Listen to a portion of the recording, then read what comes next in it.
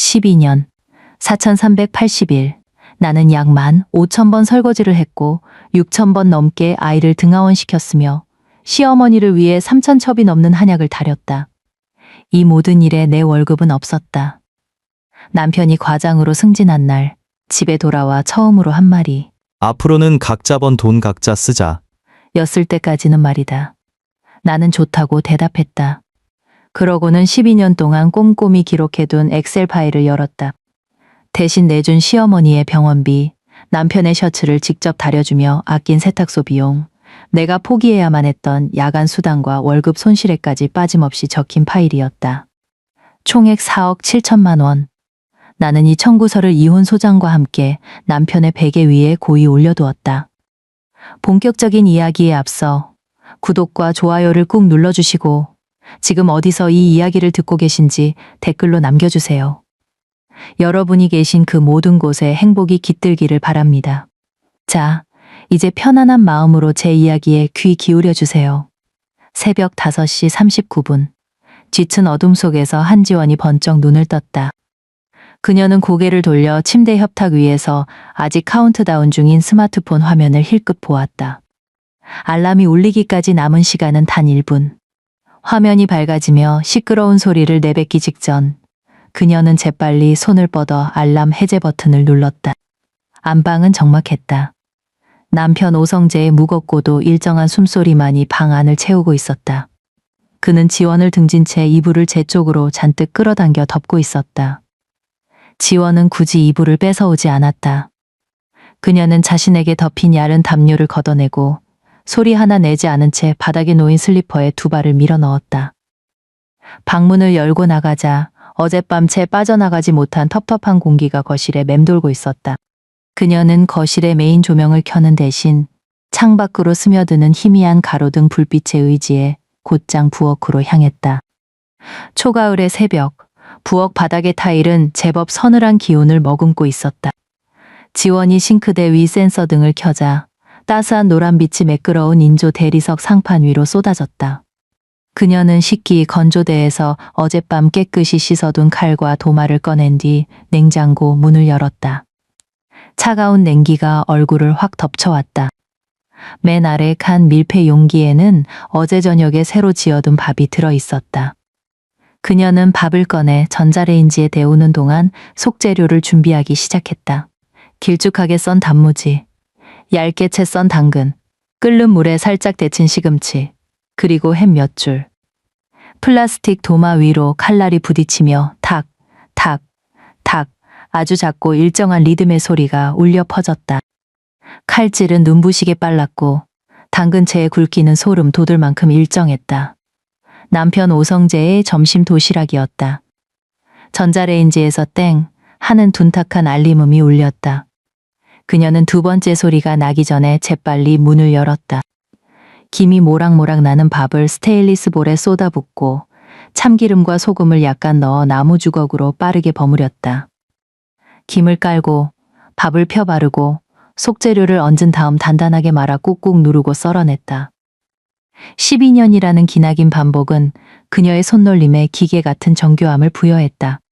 첫 번째 도시락통을 꽉 채운 후 그녀는 냉동실에서 소분해 둔 주꾸미 한 팩을 꺼내 프라이팬에 쏟아부었다.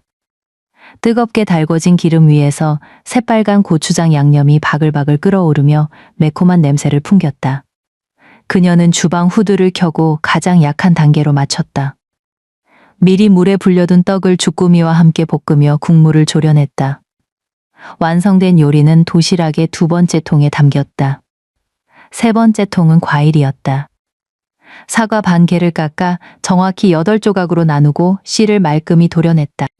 거기에 깨끗이 씻은 포도 알맹이 몇 개를 더했다. 모든 뚜껑을 꽉 닫은 그녀는 짙은 회색의 보온 도시락 가방 안에 통들을 차곡차곡 집어넣었다. 이 모든 작업을 마친 한지원은 몸을 돌려 냉장고 문을 바라보았다. 그곳에는 온갖 자석과 포스트잇이 덕지덕지 붙어 있었다. 맨 왼쪽에는 딸아이의 이번 달 학원 시간표가 월요일부터 금요일 오후까지 빼곡하게 채워져 있었다. 그 가운데에는 검은색 네임펜으로 꾹꾹 눌러 쓴 약 복용표가 자리했다. 시어머니 조점숙 여사의 심혈관 질환약. 매일 아침 저녁 식후 한 번씩 복용. 그리고 맨 오른쪽 빨간색 동그란 자석으로 꾹 눌러놓은 것은 바로 이번 달 아파트 관리비 고지서였다. 지원의 시선이 고지서 맨 아랫줄, 굵게 인쇄된 숫자에 머물렀다. 47만 원. 그 위로 시선을 한 줄 올리자 납부자 성명란에 한지원이라는 이름이 선명했다. 이 아파트는 12년 전 결혼할 때 마련한 집이었다. 전세 보증금에 보탤 초기 자금은 오성재의 본가에서 대주었다. 하지만 시어머니 조점숙 여사가 우리가 종잣돈을 해줬고 남은 대출금도 우리 성재가 갚을 테니 집 명의는 무조건 성재 단독으로 해야 한다. 라고 못을 박는 바람에 이 집은 처음부터 끝까지 한지원과는 법적으로 단 한 줌의 관계도 없는 공간이 되어버렸다. 하지만 수도세, 전기세, 도시가스비, 심지어 매달 날아오는 관리비, 고지서에 적힌 이름은 죄다 한지원이었다. 매달 얄짤없이 은행 계좌에서 자동이체로 쑥쑥 빠져나가는 이 자잘한 생활비들을 전부 그녀가 부담하고 있었으니까. 그녀는 47만 원이라는 숫자를 빤히 쳐다보며 차가운 냉장고 문짝을 손끝으로 스윽 쓸어내렸다. 그러고는 돌아서서 싱크대로 다가가 수도꼭지를 틀고 방금 전까지 썼던 프라이팬과 도마를 씻기 시작했다. 콸콸 쏟아지는 물줄기가 기름때를 씻어내리는 동안 차가운 물에 푹 담긴 그녀의 손마디가 붉게 달아오르고 있었다. 오전 10시 대형마트의 정육 코너는 발 디딜 틈 없이 붐볐다. 머리 위에 환한 백열등이 냉장 진열대를 비추는 가운데 노란색 마감 할인 스티커가 붙은 고기들 앞에는 카트를 끄는 주부들이 겹겹이 진을 치고 있었다. 한지원은 그 무리의 맨 바깥쪽에 서서 유통기한이 간당간당한 닭가슴살 한 팩을 들고 서 있었다. 그녀는 머릿속으로 빠르게 계산기를 두드렸다. 할인받아 5,800원인 이 닭가슴살 한 팩이면 3번에 나눠서 반찬을 만들 수 있다. 여기에 양파와 당근을 썰어 넣고 볶으면 억지로라도 3일치 저녁 반찬은 때울 수 있을 터였다. 플라스틱 포장 용기를 카트 안에 내려놓으려던 찰나 트렌치코트 주머니 속에서 스마트폰이 징 2번 연속으로 울렸다. 그녀는 옷자락에 손에 물기를 쓱쓱 닦아내고 폰을 꺼냈다. 화면에는 시댁 단체 카카오톡 방에 읽지 않은 메시지가 떠 있었다. 남편 오성재가 보낸 메시지였다. 오늘 회사 인사 발령 났어. 나 과장으로 승진했다. 3초도 채 지나지 않아 시어머니 조점숙 여사의 답장이 와다다 쏟아졌다. 폭죽을 터뜨리고 손뼉을 치는 요란한 이모티콘이 화면을 꽉 채우더니 호들갑스러운 텍스트가 이어졌다. 아이고 세상에나. 내 이럴 줄 알았다. 우리 아들 역시 장하네. 39에 과장 달았으면 너희 회사에서도 제일 빠른 거 아니니? 뒤이어 시어머니의 지시가 덧붙었다. 오늘 저녁은 무조건 파티다. 지원아, 너 메시지 봤니? 저녁에 상다리 부러지게 차려봐라. 마트 가서 2플러스 한우라도 좀 사오고. 우리 성재 그동안 고생 많았는데 몸보신 좀 제대로 시켜야지. 얄미운 신우이 오은영도 거들었다. 대박. 오빠 완전 멋지다. 과장님 승진 축하해. 새언니 오늘 저녁 엄청 기대할게. 한지원은 냉장 진열대 앞에 오두커니 서서 쉴 새 없이 위로 스크롤되는 대화창을 가만히 내려다보았다. 마트 스피커에서는 경쾌한 아이돌 노래가 흘러나왔고 바로 옆에서는 마트 직원이 확성기를 들고 계란 한 판 타임 세일 마감 10분 전입니다. 라며 악을 쓰고 있었다. 단 한 명도 그녀에게 오늘 하루는 어땠냐고 묻지 않았다.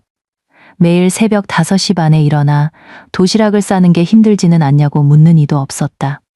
스마트폰을 쥔 그녀의 손가락에 꾹 힘이 들어갔다. 불과 30분 전 그녀 역시 문자 한 통을 받은 참이었다. 평소 파트타임으로 일하던 동네 카페 사장님이 보낸 메시지였다. 지원 씨, 정말 미안해요. 다음 달부터 가게 사정이 너무 안 좋아져서요. 대학가 근처라 알바생들도 넘쳐나고 해서 지원 씨 근무 시간을 반으로 줄여야 할 것 같아요. 정말 면목이 없습니다. 근무 시간이 반으로 줄어든다는 건 원래도 쥐꼬리만 하던 80만 원짜리 알바 월급이 반토막 나서 40만 원이 된다는 뜻이었다. 냉장고 문짝에 붙어있던 아파트 관리비만 해도 이미 47만 원인데 말이다. 한지원은 천천히 고개를 들어 진열대 안을 바라보았다. 고급스럽게 포장된 한 팩에 3만 원이 훌쩍 넘는 최고 등급 한우들이 보였다. 붉은 살코기 위에 눈꽃처럼 내려앉은 마블링은 너무도 선명하고 아름다웠다. 마치 그녀가 한때 간절히 꿈꾸고 계획했던 그 찬란하고 눈부시던 미래의 모습처럼 그녀는 다시 고개를 숙였다. 그러고는 5,800원짜리 마감 할인 닭가슴살 팩을 카트 안에 조용히 밀어 넣었다. 그녀는 카카오톡 입력창을 톡톡 두드렸다. 승진 축하해요. 저녁은 잘 준비해 놓을게요. 전송 버튼을 눌렀다. 밤 9시. 현관의 도어록에서 경쾌한 비밀번호 누르는 소리가 연달아 울리더니 철컥하고 무겁게 잠금이 풀리는 소리가 났다. 현관문이 거칠게 열리며 벽면 신발장에 부딪혀 쿵 하는 둔탁한 파열음을 냈다. 오성재가 비틀거리며 들어왔다. 고기 굽는 누린내와 찌든 술 냄새가 훅 끼쳐오며 은은한 섬유 유연제 향기만 맴돌던 것일 공기를 순식간에 집어삼켰다. 오늘따라 겉옷도 없이 들어온 그는 하얀 셔츠 깃의 넥타이를 훌렁훌렁 풀어 해처 목에 삐딱하게 걸치고 있었고 셔츠 단추도 2개나 풀려 있었다. 알코올 기운이 훅 달아오른 탓에 양볼과 목덜미는 시뻘겋게 달아올랐지만 두 눈만은 무서울 정도로 번뜩였다. 오늘은 내가 세상의 주인공이다 라는 식의 주체할 수 없는 과시욕이 온몸에서 뿜어져 나왔다. 그는 신고 있던 구두를 발로 툭툭 차서 벗어 던졌다. 실내와도 심지 않은 채 양말 바람으로 마룻바닥을 쿵쿵 울리며 몇 걸음 걸어와서는 것일 소파에 몸을 털썩 내던졌다. 낡은 소파가 그의 무게를 이기지 못하고 삐걱대며 비명을 질렀다. 한지원은 거실 구석에 놓인 다림판 앞에 서 있었다. 손에는 스팀 다리미를 쥔 채 내일 오성재가 입고 갈 또 다른 하얀 셔츠를 다리는 중이었다. 뜨거운 다리미 열판이 약간 덜 마른 천에 닿을 때마다 치익, 치익 아는 날카로운 소리가 났고 새하얀 수증기가 피어오르며 그녀의 옆모습을 흐릿하게 가렸다. 물 한 잔만 줘. 오성재가 소파 등받이에 푹 기대어 넥타이를 쥐어뜯듯 끌어내리며 평소보다 훨씬 쩌렁쩌렁한 목소리로 명령했다. 지원은 다리미를 세워 다림판 위에 올려두었다. 그녀는 말없이 부엌으로 가 정수기에서 차가운 냉수를 한 컵 받아왔고 거실로 돌아와 남편 앞에 유리 탁자 위에 툭 내려놓았다. 오성재는 컵을 집어들더니 단숨에 벌컥벌컥 들이켰다. 꿀꺽거릴 때마다 굵은 목젖이 크게 위아래로 출렁였다. 텅 빈 유리컵을 탁자 위에 거칠게 내려놓자 쨍하는 날카로운 마찰음이 거실을 울렸다. 오늘 부장님이 나한테 직접 술을 따라주시더라. 그는 꺼져 있는 새까만 텔레비전 화면을 뚫어지게 응시하며 혼잣말인 듯 혹은 세상을 향한 선전포고인 듯 거들먹거렸다. 우리 회사에도 이제 젊은 피가 필요하다면서 내가 제일 기대되는 인재라고 하시더라고. 한지원은 다시 다리미를 집어들고 셔츠 소매 끝자락을 꾹 눌러 다렸다. 축하해. 치익 하고 수증기가 증발하는 소리 사이로 그녀의 메마르고 평탄한 목소리가 섞여들었다. 오성재가 고개를 돌려 아내의 뒷모습을 훑어보았다. 물이 빠져 희끗희끗해진 헐렁한 회색 홈웨어. 뒤로 대충 틀어올린 머리통, 그리고 목덜미 위로 처량하게 흘러내린 잔머리 몇 가닥. 그녀는 뒤 한 번 돌아보지 않고 오로지 구겨진 셔츠 주름을 펴는 데만 몰두하고 있었다. 핏줄을 타고 도는 알코올은 오성재의 머리를 기분 좋게 팽팽 돌려놓았다. 아니, 솔직히 말하자면 평소 머릿속으로 수십 번 넘게 시뮬레이션만 돌려보고 차마 입 밖으로 꺼내지 못했던 그 말을 오늘 이 승진이라는 짜릿한 완장과 술기운을 빌려 내뱉을 용기를 주었다. 지원아. 그가 아내의 이름을 불렀다. 셔츠 위를 미끄러지던 다리미가 멈칫했다. 지원은 여전히 등을 돌린 채 대답했다. 왜? 오성재는 소파에 몸을 파묻은 채 배 위에 두 손을 깍지 껴 올렸다. 마치 회의실 상석에 앉아 부하 직원들에게 새로운 사규를 하다라듯 한껏 거드름을 피우는 거만한 말투였다. 내가 곰곰이 생각을 좀 해봤는데 말이야. 나도 이제 과장 명함을 달았고 앞으로 영업부 회식이나 경조사 챙길 일도 쏟아질 텐데 예전처럼 용돈 받아가며 쪼들리게 살 수는 없잖아. 그는 잠시 말을 멈추고는 가장 합리적인 단어를 고르는 적뜸을 들였다. 그래서 말인데 앞으로 우리 집 경제권은 확실하게 선을 긋자고. 다리미가 다시 셔츠 위를 아주 천천히 움직이기 시작했다. 내 월급은 이제부터 내가 직접 관리할 테니까. 당신도 알바에서 버는 돈 당신이 알아서 쓰고. 앞으로 집안 생활비나 공과금 같은 건 정확히 반반씩 부담하자. 한지원의 손길이 덜컥 멈춰섰다. 오성재는 굳어버린 아내의 뒷모습을 보며 그동안 벼르고 벼르던 가장 핵심적인 막타를 날렸다. 아, 그리고 장모님 댁에 매달 보내는 30만 원. 그건 앞으로 당신 돈으로 해결해. 내가 승진했다고 해서 처가댁 생활비까지 평생 내 등골 빼서 먹여 살려야 할 의무는 없잖아. 안 그래? 거실 안이 숨 막히게 정적 속으로 가라앉았다. 오직 다리미 열판만이 같은 자리에 너무 오래 머문 탓에 옷감을 태울 듯 지글지글 타오르는 파열음을 낼 뿐이었다. 12년. 한지원은 다림판 위에 매끄럽게 펴진 하얀 셔츠를 내려다보았다. 12년 전, 그녀는 업계에서 꽤 알아주는 디자인 회사의 초급 파트너였고 당시 연봉만 4천만 원을 훌쩍 넘겼다. 그 시절의 오성재는 회사에 갓 입사해서 제 손으로 넥타이 하나 똑바로 매지 못해 쩔쩔매던 평범한 말단 사원에 불과했다. 그런 그녀의 앞길을 막아선 건 바로 오성재였다. 자신은 따뜻하고 안정적인 가정을 꾸리고 싶다고, 편찮으신 홀어머니를 모셔줄 착한 아내가 필요하다고, 내 두 손이 부르트는 한이 있어도 당신만은 평생 손에 물 한 방울 안 묻히게 해주겠다고 맹세했던 남자였다. 그래서 그녀는 기꺼이 사직서를 냈다. 몸에 딱 맞게 떨어지는 세련된 정장을 벗어 던지고 펑퍼짐한 홈웨어를 입었다. 집안의 모든 대소사를 도맡았고 병든 시어머니의 병수발을 들었으며 아이의 등하원을 책임졌다. 10원 한 장도 허투루 쓰지 않으려 아등바등 가계부를 썼고 아이가 학교에 들어간 뒤로는 동네 카페에서 남이 마시다만 컵을 씻고 마트 매대에서 물건을 나르며 푼돈을 벌었다. 오직 남편이 원했던 그 안정적인 가정을 지켜내기 위해서였다. 그런데 지금 그녀가 매일같이 쓸고 닦아 먼지 한 톨 없는 저 소파에 기대 앉아 저 남자가 내뱉고 있었다. 내 엄마 밥줄은 이제 내가 알아서 책임지라고. 다리미에서 뿜어져 나오는 뜨거운 스팀의 열기가 천을 뚫고 한지원의 손가락 끝으로 전해졌다. 제법 뜨거웠다. 그녀는 아주 천천히 다리미를 들어 올려 옆에 있는 실리콘 내열 패드 위에 올려두었다. 전원 버튼을 끄고 콘센트에서 플러그를 뽑았다. 그 모든 동작에는 한치의 흔들림도 당황한 기색도 없었다. 그러고 나서야 그녀는 마침내 몸을 돌려 오성재를 똑바로 쳐다보았다. 오성재는 속으로 한바탕 집안이 뒤집어질 각오를 단단히 하고 있었다. 아내가 길길이 날뛰면 받아칠 대사까지 완벽하게 준비해 둔 상태였다. 당신이 나가서 한 달에 꼴랑 얼마를 번다고 유세야? 이 집구석 밥줄 쥐고 있는 게 누군데? 집에서 밥이나 하고 청소나 하는 주제에 당신이 대체 한 게 뭔데? 하지만 한지원은 악을 쓰지 않았다. 그녀는 그저 남편을 물끄러미 응시할 뿐이었다. 술에 찌들어 벌겋게 달아오른 얼굴, 알량한 승진 완장을 찾다고 거만하게 치켜든 턱주가리, 흉하게 풀어진 넥타이를 찬찬히 훑어보았다. 그리고 그녀의 입가에 옅은 미소가 번졌다. 그것은 비웃음도 체념 섞인 쓴웃음도 아니었다.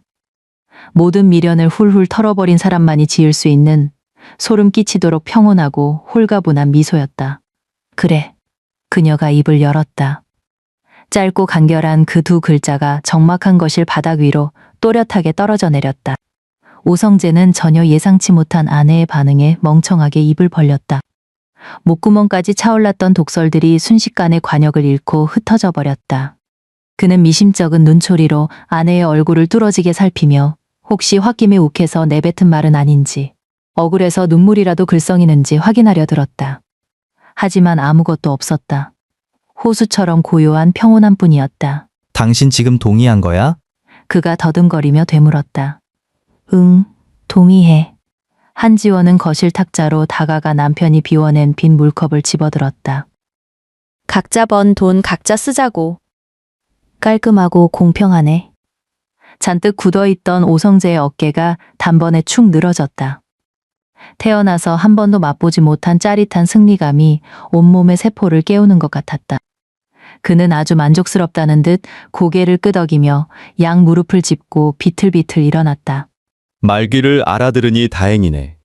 이게 다 우리 가족을 위해서 이러는 거 알지? 나 씻는다. 그는 콧노래까지 흥얼거리며 비틀거리는 걸음으로 욕실을 향해 걸어갔다. 한지원은 빈 컵을 들고 부엌으로 돌아가 싱크대 안에 대충 던져 넣었다. 평소처럼 즉시 컵을 씻어내지 않았다. 마른 수건에 손에 물기를 닦아낸 그녀는 앞치마 주머니에서 스마트폰을 꺼내 싱크대 상판에 몸을 기댔다. 잠금 화면을 풀고 메모장 앱을 켰다. 우측 상단의 새 메모 작성 버튼을 눌렀다. 눈이 시릴 만큼 새하얀 백지 화면이 떠올랐다. 맨 위쪽에서 커서가 깜빡거렸다. 한지원의 엄지손가락이 키보드 위에서 약 2초간 머물렀다. 그리고 이내 망설임 없이 단호하고 빠른 손놀림으로 메모의 제목을 타이핑했다. 엑시트 프로젝트. 그녀는 저장 버튼을 눌렀다. 스마트폰 화면이 까맣게 꺼졌다. 다음 날 아침. 새벽 5시 40분. 침대 협탁 위에 놓인 스마트폰 화면이 환해지더니 귀청을 찢을 듯한 알람 소리가 터져나왔다. 한지원은 평소처럼 단 1초 만에 알람을 꺼버리지 않았다. 그녀는 두 눈을 꼭 감은 채 무려 10초가 넘도록 시끄러운 알람 소리가 방 안을 쩌렁쩌렁 울리도록 내버려 두었다. 그러고 나서야 아주 느릿느릿 손을 뻗어 정지 버튼을 눌렀다. 그녀는 몸을 휙 뒤척이더니 이불을 끌어당겨 어깨까지 푹 덮고는 베개에 얼굴을 파묻었다. 세상에서 가장 편안한 자세였다. 달콤한 수마가 다시 밀려왔다. 5시 45분. 옆자리에 이불이 부스럭거렸다. 방금 전 미친 듯이 울려댄 알람 소리에 강제로 눈이 떠진 오성재였다. 어떻게든 다시 잠에 빠져보려 애썼지만 한번 박살난 수면 리듬은 쉽게 돌아오지 않았다. 침대 위에서 이리 뒤척 저리 뒤척 10분 넘게 부침개 뒤집듯 몸을 비틀던 그는 결국 짜증을 내며 이불을 걷어차고 벌떡 일어났다. 아씨, 시간이 몇 시인데 아직도 안 일어나고 지랄이야. 아침잠을 설친 특유의 쇳소리가 섞인 퉁명스러운 불평이었다. 하지만 옆에 누운 사람은 묵묵부답이었다. 새근새근 일정하게 숨을 쉬는 소리만 들려올 뿐이었다. 오성재는 미간을 팍 구기며 헝클어진 머리를 벅벅 긁어대고는 쾅 소리 나게 방문을 열고 나갔다. 이른 아침의 거실은 소름 끼칠 정도로 휑하고 고요했다. 평소 같으면 부엌에서 들려왔을 경쾌한 칼질 소리도, 주방 후드가 웅웅거리며 돌아가는 소리도, 커피 머신에서 은은하게 물방울이 떨어지는 소리도 완벽하게 소거되어 있었다. 그가 부엌으로 어슬렁어슬렁 걸어가 조명 스위치를 켰다. 싱크대 상판은 먼지 하나 없이 휑했다. 개수대 안에는 어젯밤 그가 물을 마시고 던져둔 빈 유리컵 하나만 덩그러니 놓여 있을 뿐이었다. 예쁘게 포장된 보온 도시락도, 가스레인지 위에서 먹음직스럽게 끓고 있어야 할 프라이팬도 온데간데 없었다. 그는 냉장고 앞으로 다가가 문을 신경질적으로 확 잡아당겼다. 냉장실 안은 텅 비어 있었다. 예쁘게 깎아둔 과일통도, 정갈하게 소분된 밑반찬 유리통도 없었다. 그가 환장하고 먹는 배추김치통에는 시뻘건 국물 찌꺼기와 말라비틀어진 배추 이파리 몇 조각이 전부였다. 맨 밑에 냉동칸을 열어보아도 흔한 냉동 만두 한 봉지조차 구를 데 없이 텅텅 비어 있었다. 오성재는 냉장고 문을 연 채 멍하니 서 있었다. 뿜어져 나오는 냉기가 맨 종아리에 닿자 오소소 소름이 돋았다. 그는 있는 힘껏 냉장고 문을 쾅 하고 후려치듯 닫아버렸다. 집안이 떠나가라 울리는 굉음으로 제 분노를 어필하려는 심산이었다. 그러나 안방에서는 쥐 죽은 듯 아무런 기척도 없었다. 벽에 걸린 시계를 힐끗 보니 지금부터 불을 켜고 라면이라도 끓여 먹기엔 출근 시간이 너무 빠듯했다. 그는 육두문자를 씹어 삼키며 쿵쾅거리는 발걸음으로 욕실에 들어가 거칠게 세수를 시작했다. 아침 7시 20분. 오성재가 아파트 현관문을 나섰다. 초가을에 매서운 아침바람이 훅 끼쳐오자 그는 거북이처럼 목을 움츠리며 아파트 상가 1층 편의점으로 쟁걸음을 쳤다. 계산대 앞에는 출근길에 아침을 때우려는 직장인들이 길게 줄을 서 있었다. 그는 냉장 매대에 다가가 아무렇게나 참지 마요. 삼각김밥 하나를 집어들고 팩 우유 하나를 챙겼다. 계산대 앞에 선 그는 무의식적으로 주머니를 뒤적거렸다. 아차. 그제야 그는 평생 출근길 아침밥 따위에 제 지갑을 열어본 역사가 없다는 사실을 깨달았다. 그는 퉁명스러운 표정으로 스마트폰 바코드를 내밀었다. 통장에서 2,800원이 훅 빠져나가는 알림창을 보자 정체 모를 더러운 짜증이 확 치밀어 올랐다. 지하철역으로 내려간 그는 콩나물 시루 같은 출근길 인파에 떠밀리듯 전동차 안으로 구겨졌다. 그나마 운이 좋게도 구석에 빈자리가 하나 났다. 그는 잽싸게 엉덩이를 들이밀고 앉아 삼각김밥의 비닐 포장을 찍 뜯었다. 편의점 냉장고에 밤새 처박혀 있던 터라 차갑게 식어버린 김은 습기를 잔뜩 머금어 눅눅하게 밥알에 늘어붙어 있었다. 그가 크게 한 입 베어 물었다. 밥알은 얼음장처럼 차갑고 뻣뻣해서 씹을 때마다 모래알을 씹는 것처럼 이빨 사이에서 버석거렸다. 게다가 차갑게 굳어버린 참치의 비릿한 냄새가 입안을 가득 채웠다. 고소한 기름 냄새 따위는 없었다. 오성재는 미간을 잔뜩 찌푸린 채 2번 대충 씹고는 목구멍으로 억지로 꿀꺽 삼켰다. 돌덩이 같은 밥알이 식도를 긁고 지나가며 생채기를 내는 듯 아렸다. 그는 한 입 베어 물고 남은 처참한 몰골의 삼각김밥을 내려다보았다. 불과 어제 아침까지만 해도 식탁 위에 차려져 있던 매콤달콤한 주꾸미 볶음과 김이 모락모락 피어오르던 푹신한 계란말이가 환영처럼 스쳐 지나갔다. 참나, 지금 시위하는 거야 뭐야? 그는 속으로 코웃음을 치며 남은 김밥 덩어리를 우적우적 입에 쑤셔 넣었다. 어휴, 여자들이란. 제 돈줄 조금 쪼인다고 바로 이런 치사한 짓거리나 하고. 오전 11시. 한지원은 거실 식탁 앞에 단정하게 앉아 있었다. 딸아이가 학교에 간 텅 빈 집안은 절간처럼 고요했다. 베란다의 넓은 통창을 뚫고 쏟아지는 아침 햇살이 마룻바닥을 금빛으로 물들였고 공기 중에는 먼지 입자들이 유유히 춤을 추고 있었다. 그녀의 눈앞에는 산지 6년도 더 된 낡아빠진 은색 노트북이 놓여 있었다. 모서리 칠이 다 벗겨지고 부팅하는 데만 꼬박 1분이 넘게 걸리는 고물이었다. 그때 식탁 위에 엎어둔 스마트폰이 드르륵 요란하게 떨기 시작했다. 화면에는 시어머니라는 세 글자가 쉴 새 없이 명멸하고 있었다. 한지원은 신경질적으로 울어대는 핸드폰을 한번 흘끗 보고는 노트북 화면에 막 떠오른 엑셀 프로그램 창을 번갈아 보았다. 그녀는 옆에 놓인 머그잔을 들어 시원한 냉수를 한 모금 축인 뒤 아주 여유롭게 통화 버튼을 스와이프했다. 네, 어머님. 스피커를 통과하자마자 조점숙 여사의 속사포 같은 고함이 터져나왔다. 굳이 스피커폰으로 켜지 않아도 온 집안이 쩌렁쩌렁 울릴 만큼 엄청난 성량이었다. 야, 한지원, 너 대체 정신머리를 어디다 두고 다니는 거니? 방금 요양원 원장님이 나한테 전화를 다 하셨다. 이번 달 요양비가 아직도 안 들어왔다면서.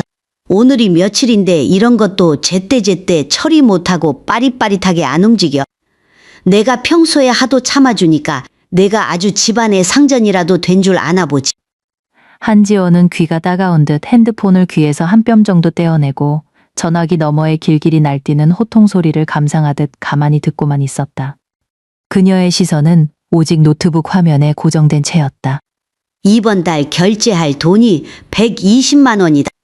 당장 계좌로 쏴. 내 말 들었어. 요양보호사 아줌마들이 나 흉보는 거 보고 싶. 우리 아들 과장인데 이깟 돈 하나 제때 못 내는 집구석이라고 흉 잡히면 내가 책임질래? 어머님. 한지원이 마침내 입을 열었다.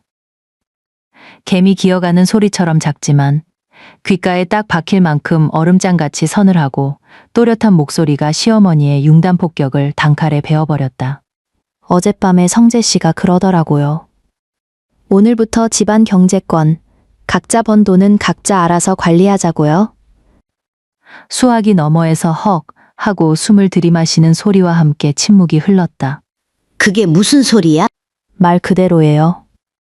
제 돈은 제가 알아서 쓰고 성재 씨 돈은 성재 씨가 관리하겠대요. 생활비는 정확히 반반씩 나누고요. 한지원은 노트북 화면 위로 차례차례 정렬되는 엑셀 칸들을 응시하며 못을 박았다. 그러니까 어머님 요양원비는 앞으로 잘나신 어머님 아들내미가 직접 내셔야 맞죠. 너 미쳤니? 조점숙 여사의 목소리가 돼지 멱다는 소리처럼 날카롭게 치솟았다. 고막이 찢어질 지경이었다. 각자 관리하긴 뭘 각자 해. 너같이 집에서 밥이나 축 내는 전업주부가 무슨 돈이 있다고. 그동안 네가 쓴 돈 다 우리 성재가 뼈 빠지게 벌어온 돈 아니야. 내 아들 돈이 곧 내 돈이야. 잔말 말고 당장 내놔. 한지원은 화조차 나지 않았다. 미간에 주름 하나 잡히지 않은 밋밋한 표정이었다. 성재 씨한테 직접 전화해서 입금하라고 하세요. 그 한마디를 끝으로 그녀는 가차없이 종료 버튼을 눌러버렸다. 화면이 꺼지자마자 스마트폰을 무음 모드로 바꾼 뒤 식탁 위에 뒤집어 엎어버렸다. 마침내 온 세상에 완벽한 평화가 찾아왔다. 그녀는 양손을 다시 키보드 위로 올렸다. 모니터 화면에는 이미 깔끔하게 정리된 방대한 엑셀 파일이 띄워져 있었다. 결혼 생활 첫 해부터 단 한 번도 빼놓지 않고 작성해온 가계부 파일이었다. 지난 12년간 10,000원짜리 한 장이라도 나간 내역은 이곳에 소름 끼칠 정도로 투명하게 기록되어 있었다. 그녀는 길게 심호흡을 한 뒤 새로운 시트를 추가하고 탭 이름을 수정했다. 최종 정산. 첫 번째 항목. 시어머니 의료비 및 요양원비 대납 내역. 그녀는 과거 데이터를 열어 오직 한지원 본인 명의의 카드로 결제했던 조점숙 여사의 병원 진료비, 약값, 요양원비, 심지어 명절마다 꼬박꼬박 사다 바친 영양제 비용까지 모조리 필터링해서 긁어모았다. 복사, 붙여넣기, 적막한 거실에 딸깍, 딸깍, 마우스 클릭 소리만이 경쾌한 리듬을 탔다.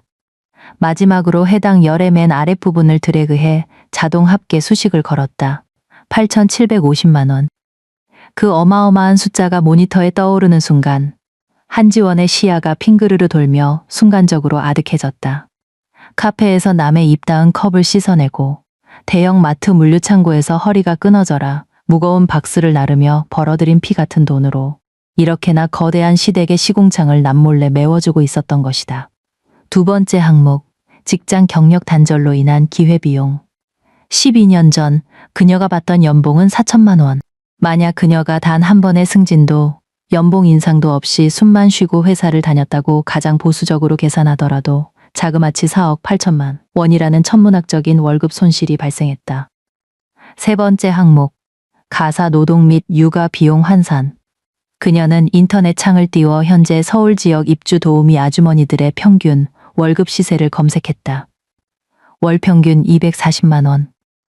1년이면 2,880만 원.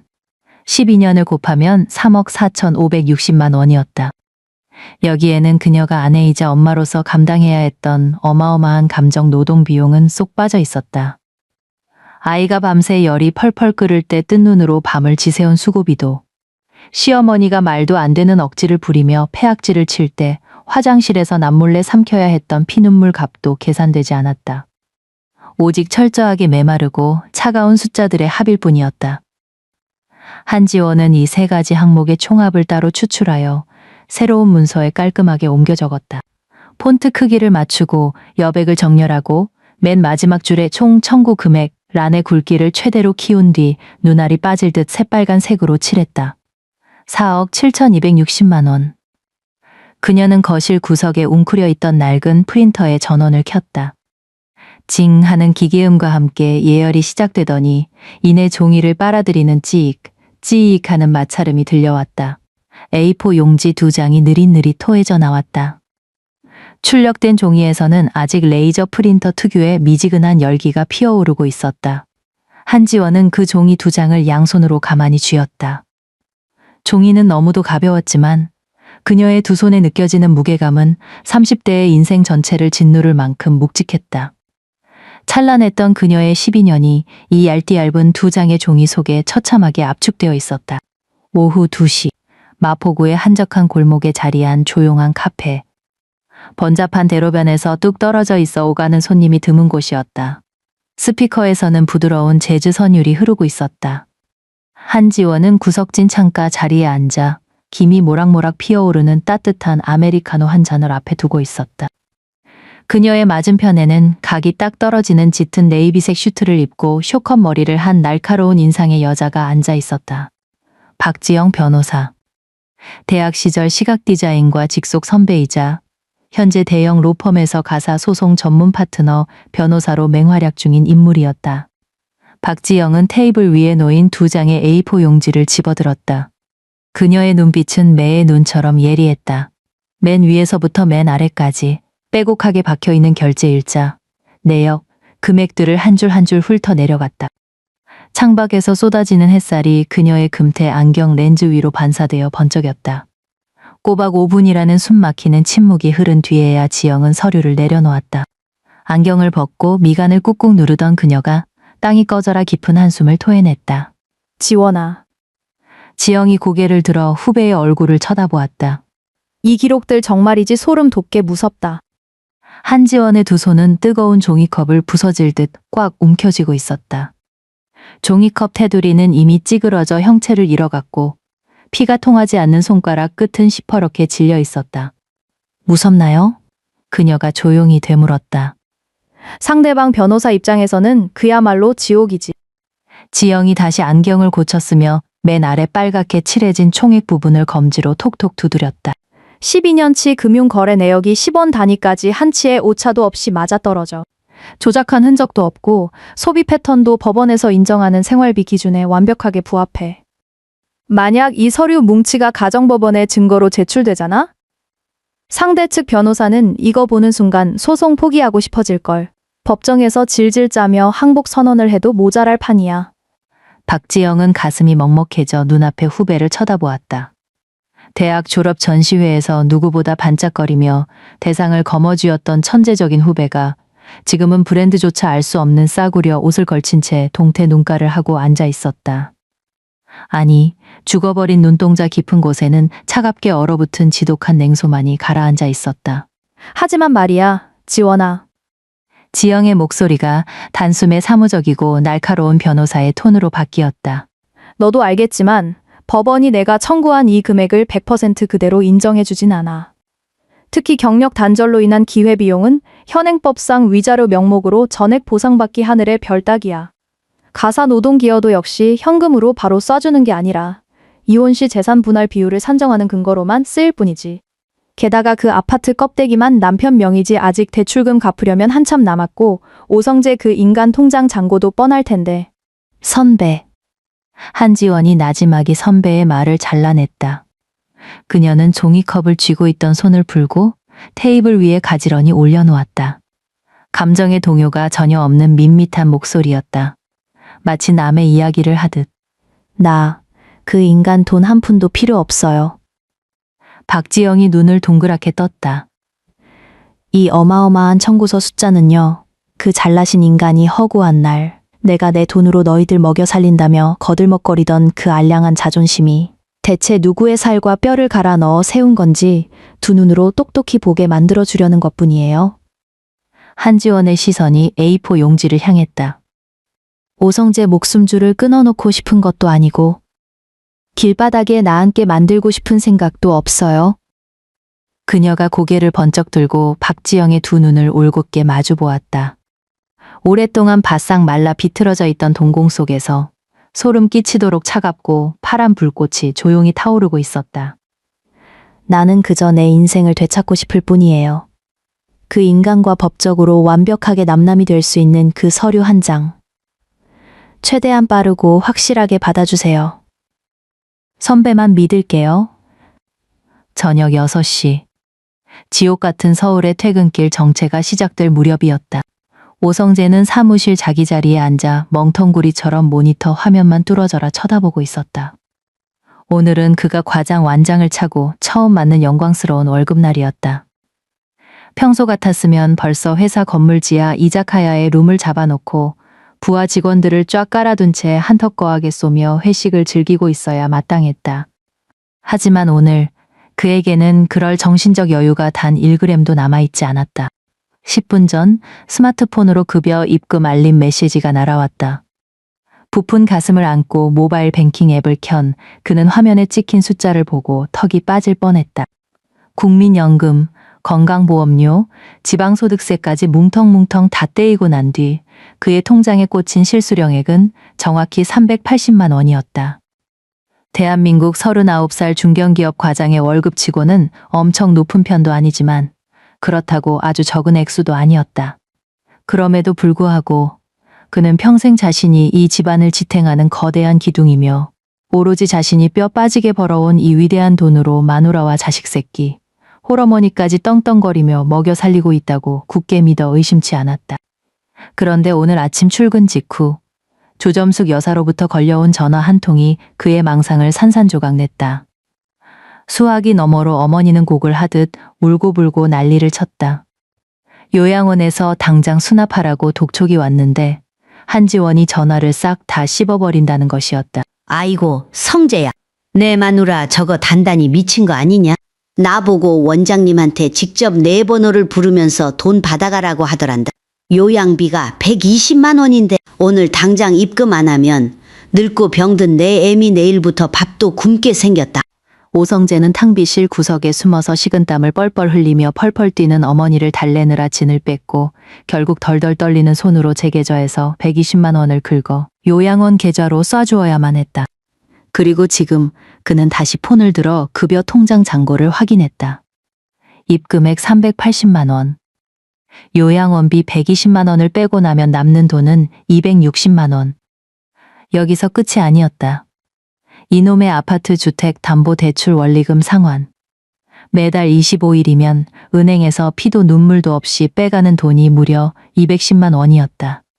260만 원에서 210만 원을 뺀다. 50만 원. 오성재는 화면에 찍힌 숫자를 뚫어지게 노려보다가 갑자기 목을 졸린 사람처럼 헉 하고 숨을 들이켰다. 50만 원. 이게 한 달 동안 그가 쓸 수 있는 현금의 전부였다. 이번 달 출퇴근 교통비, 핸드폰 요금, 매일 사 먹어야 하는 점심값, 동기들과의 술자리 회식비까지. 이 모든 걸 고작 50만 원으로 버텨야 한다는 소리였다. 예전 같았으면 이런 지질한 계산 따위는 할 필요조차 없었다. 은행 이자는 알아서 빠져나갔고 애미 요양원비가 얼마인지 그는 평생 알지도 못했다. 월급 통장은 통째로 한지원에게 던져주고 자기는 다달이 용돈 80만 원씩만 챙겨서 펑펑 쓰면 그만이었다. 공과금이 얼마가 나오든 쌀이 떨어지든 알 바 아니었다. 그는 이 집안이 겉보기에 멀쩡하고 꽤 윤택하게 굴러가는 이유가 오로지 자신이 밖에서 존나게 잘나가는 에이스라서 그런 줄만 알았다. 망치로 뒤통수를 세게 얻어맞은 기분이었다. 구멍난 독에 끊임없이 물을 붓듯 이 끔찍한 가계부의 빵꾸를 온몸으로 틀어막으며 가정을 힘겹게 굴려온 사람이 누구인지 처음으로 뼛속 깊이 깨달았다. 불과 어젯밤 술 기운에 취해 자기가 먼저 앞으로 내 돈은 내가 관리할 테니 각자 살자며 당당하게 내쳤던 그 여자였다. 뒷목을 타고 서늘한 식은땀이 주르륵 흘러내렸다. 그는 미친 사람처럼 핸드폰을 낚아채 한지원의 번호를 꾹꾹 눌러 전화를 걸었다. 고객님의 전화기가 꺼져 있어 삐 소리 이후 음성 사서함으로 감정 없는 기계음이 귓가를 때렸다. 그는 신경질적으로 책상 위에 핸드폰을 집어 던졌다. 아씨, 존나 짜증나네 진짜. 그는 입술을 깨물며 낮게 읊조렸다. 그는 아직도 상황 파악을 못한 채 한지원이 어제 자기가 한 말에 앙심을 품고 이런 유치한 복수극을 벌인다고 굳게 믿고 있었다. 돈 못 줘서 존심 상했다고 전화 씹고 엿먹인다 이거지? 그로부터 3일 뒤 오전 9시 10분 영업팀 전체 회의가 열린 대회의실 안은 숨소리조차 들리지 않을 만큼 얼어붙어 있었다. 팀원들은 죄다 로봇처럼 각 잡고 앉아 긴 테이블 맨 앞자리를 힐끔거렸다. 불도그처럼 험악하게 생긴 영업부장은 얼굴이 시뻘겋게 달아오른 채 결제 서류철로 테이블을 쾅쾅 내리치며 분노를 표출하고 있었다. 삐그덕. 오성재가 헐레벌떡 회의실 문을 열고 들어오는 순간 윤활유가 다 마른 경첩에서 불길한 파열음이 울려 퍼졌다. 회의실 안에 수십 개 눈동자가 일제히 그를 향해 날아와 꽂혔다. 지하철역에서부터 미친 듯이 뛰어온 탓에 그는 숨을 헐떡였고 콧등에는 땀방울이 송글송글 맺혀 있었다. 하지만 지각보다 더 가관인 건 그의 충격적인 행색이었다. 입고 온 하얀 셔츠는 동네 뒷골목에 버려진 구겨진 휴지 조각 같았다. 셔츠 깃은 한쪽이 보기 흉하게 꺾여 목덜미 안쪽으로 말려 들어갔고 넥타이를 매야 할 가슴팍에는 거대한 대각선 주름이 쩍쩍 갈라져 있었다. 소매 끝동은 때가 타서 누렇게 말려 올라간 상태였다. 오늘 아침 출근 준비를 하려 옷장을 아무리 뒤져봐도 빳빳하게 다려진 셔츠가 단 한 벌도 없었다. 급한 마음에 태어나 처음 다리미질을 시도했다가 셔츠에 시커먼 구멍을 낼 뻔한 뒤 결국 세탁 바구니 밑바닥에 처박혀 있던 제일 덜 구겨진 놈을 대충 주워 입고 뛰쳐나온 참이었다. 아침밥은커녕 물 한 모금 마시지 못한 그는 속이 쓰린 채 그 거지 같은 셔츠 쪼가리를 걸치고 문가에 뻘쭘하게 서서 부서원 전체의 경멸 어린 시선을 온몸으로 받아내야만 했다.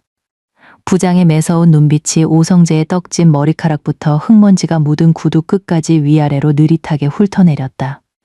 오성재 과장. 부장의 입이 열렸다.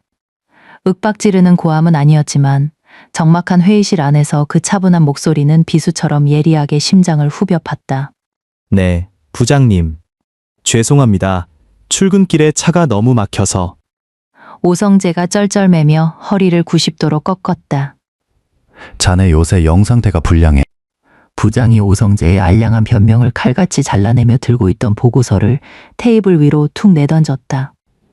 과장 완장 달았다고 기강 해이해져도 된다는 소리 아니야. 과장이면 과장답게 품위 유지를 해야 할 거 아냐. 자네 지금 그 몰골을 좀 보라고. 그 꼬라지를 하고 당당하게 거래처 미팅 나가서 계약 따올 수 있겠나. 회사 망신시킬 작정이야. 회의실 테이블 끝에 앉은 새파란 대리급 직원 몇 명이 크크 새어나오는 웃음을 참느라 어깨를 들썩이며 고개를 푹 숙였다. 입사 동기이자 평소 오성재와 인사 고과를 두고 치열하게 진흙탕 싸움을 벌이던 김 과장은 아예 대놓고 입꼬리를 실룩거리며 비열한 썩소를 날리고 있었다. 오성재의 얼굴이 끓는 물에 들어간 낙지처럼 시뻘겋게 달아올랐고 귀밑머리까지 화끈화끈 불이 붙는 것 같았다. 그는 목각 인형처럼 뻣뻣하게 굳어버렸다. 입고 있는 저주받을 구겨진 셔츠가 마치 숨통을 조이는 코르셋처럼 느껴져 당장이라도 숨이 막혀 죽을 것만 같았다. 빨리 자리에 가서 앉아. 다음부터 철저히 주의하도록. 부장이 벌레를 쫓듯 손을 휘저으며 차갑게 내뱉고는 시선을 거두었다. 오성재는 쥐구멍에라도 숨고 싶은 심정으로 고개를 푹 숙인 채 자기 자리로 기어가듯 걸어가 의자를 빼고 앉았다. 그 후로 이어진 긴 회의 내내 부장의 브리핑은 단 한 단어도 그의 귓구멍으로 들어오지 않았다.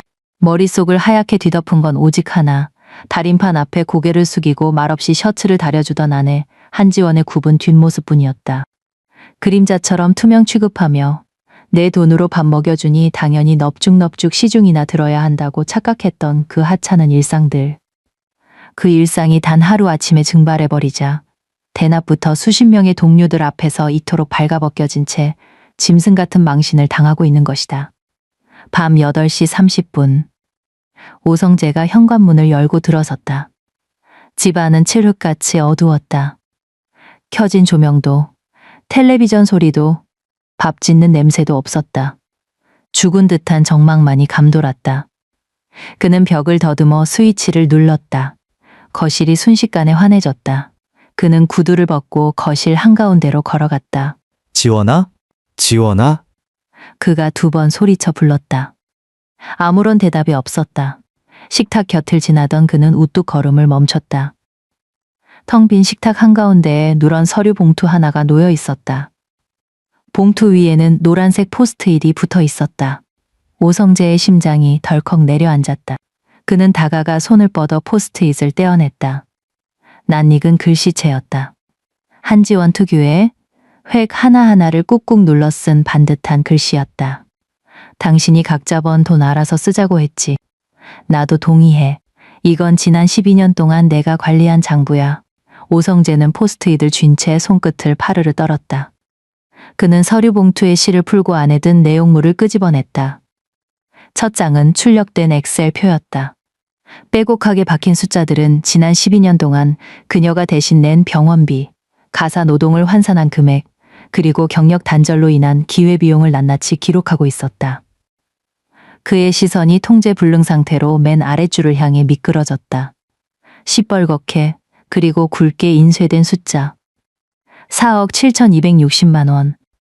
오성재는 머릿속에서 삐 하는 이명이 울리는 것을 느꼈다. 그는 자신의 눈을 의심하며 종이를 코앞까지 바짝 끌어당겨 그 숫자를 뚫어지게 노려보았다.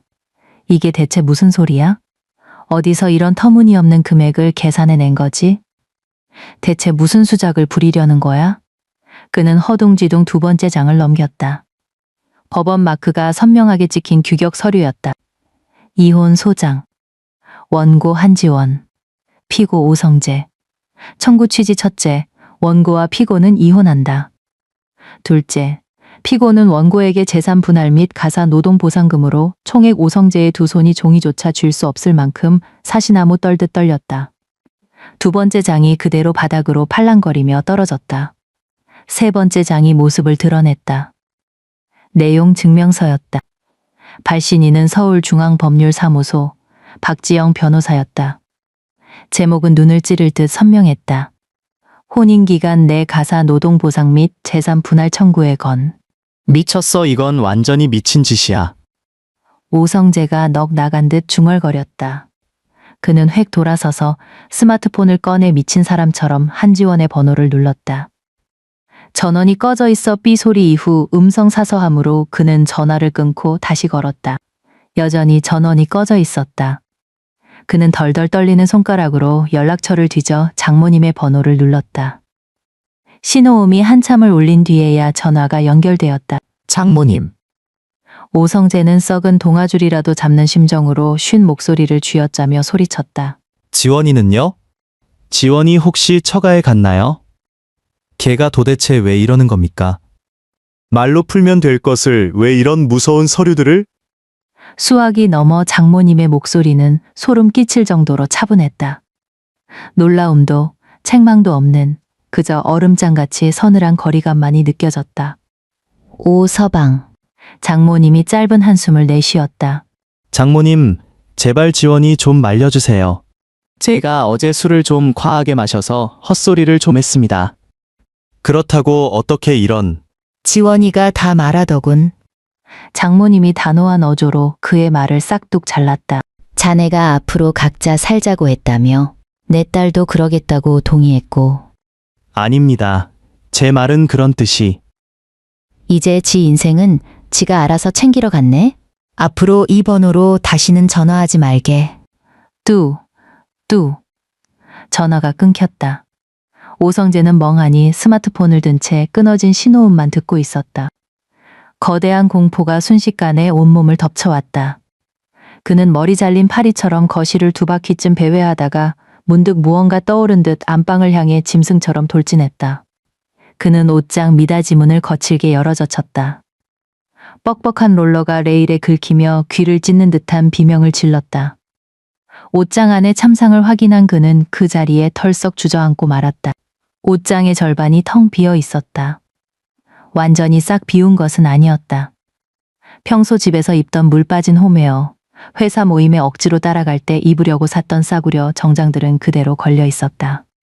사라진 것은 오직 그녀가 정말로 아꼈던 트렌치코트 몇 벌과 대학 시절부터 간직해오며 오랫동안 옷장 구석에 처박혀 있던 원피스들 뿐이었다. 그는 고개를 돌려 창가에 놓인 책상을 바라보았다. 그녀가 매일같이 두드리던 모서리 칠이 다 벗겨진 은색 노트북이 감쪽같이 사라지고 없었다. 먼지 한 톨 없이 깨끗한 책상 위에는 충전기 선 하나만 끄트머리를 늘어뜨린 채 처량하게 매달려 있었다. 옷장 안에 텅 빈 플라스틱 옷걸이들이 방금 문을 거칠게 연 반동으로 이리저리 부딪히며 탁, 탁 하고 공허한 소리를 냈다. 쥐 죽은 듯 고요한 방 안에서 마치 시한폭탄의 타이머 소리처럼 들려왔다. 오성재는 손을 뻗어 아직 흔들리고 있는 옷걸이 하나를 꽉 움켜쥐었다. 핏기가 가신 손마디가 하얗게 질려 있었다. 플라스틱 옷걸이의 차갑고 딱딱한 모서리가 손바닥을 찔러댔지만 신경을 타고 전해지는 미약한 통증 따위는 모래를 한 움큼 삼킨 듯한 끔찍한 갈증을 달래주지 못했다. 그가 손에 힘을 풀자 옷걸이가 다시 옷장 안쪽 벽에 부딪히며 둔탁한 소리를 냈다. 그는 몸을 돌려 안방을 빠져나왔다. 양말도 신지 않은 맨발이 마룻바닥을 끌며 무거운 소리를 냈다. 거실로 돌아온 그는 허리를 굽혀 바닥에 흩어진 이혼 소장과 내용 증명서를 주워 들었다. 그의 소나귀에 꽉 쥐인 종이 가장자리가 보기 흉하게 구겨졌다. 그는 종이에 적힌 서울중앙법률사무소라는 굵은 글씨를 오랫동안 쳐다보았다. 이내 그의 시야가 뿌옇게 번져갔다. 24일 후 서울가정법원 제3조정실. 방 안에는 에어컨이 켜져 있어 바람구멍에서 단조로운 소리가 새어나왔다. 길쭉한 합판 테이블이 방 한가운데를 가로지르고 있었다. 공기 중에는 싸구려 방향제와 오래된 종이 냄새가 뒤섞여 났다. 오성재는 테이블 왼쪽 자리에 앉아 있었다. 짙은 회색 정장에 받쳐 입은 하얀 셔츠 깃은 누렇게 때가 타 있었다. 지난 20여일 동안 이 셔츠를 세탁소와 집안 세탁기를 오가며 빨아봤지만 예전처럼 빳빳하고 깔끔한 태는 도무지 살아나지 않았다. 삐딱하게 메어진 넥타이 매듭이 그의 목을 옥죄고 있었다.